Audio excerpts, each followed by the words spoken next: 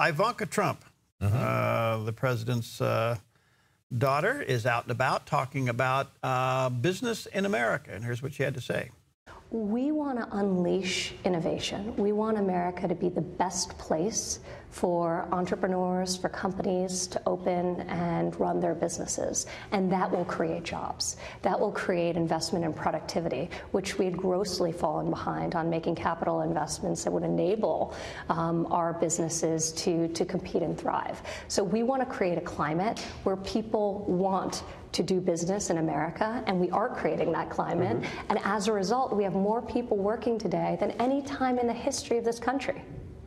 I mean, think about that fact in and of itself. It's unbelievable. And another thing that's so amazing when you talk about work and workforce participation rates, last quarter, 73% of the people who came into the workforce came in off the sidelines. They weren't even considered unemployed. They came in completely off the sidelines. They had been outside of the labor force. Yeah. That is the largest number in the history of keeping this metric, so for decades where that's been true. So these policies are working, and they're working for the people whose jobs were the most vulnerable.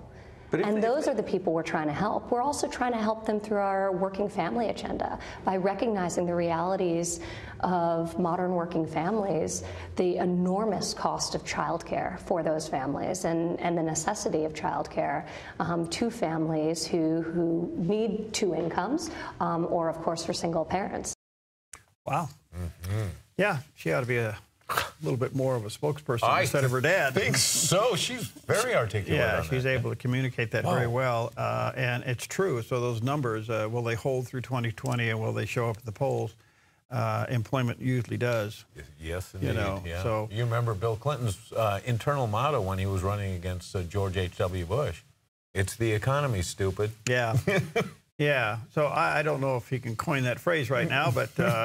It speaks for itself. Yeah. It speaks for itself. A job and higher income speaks for itself. So.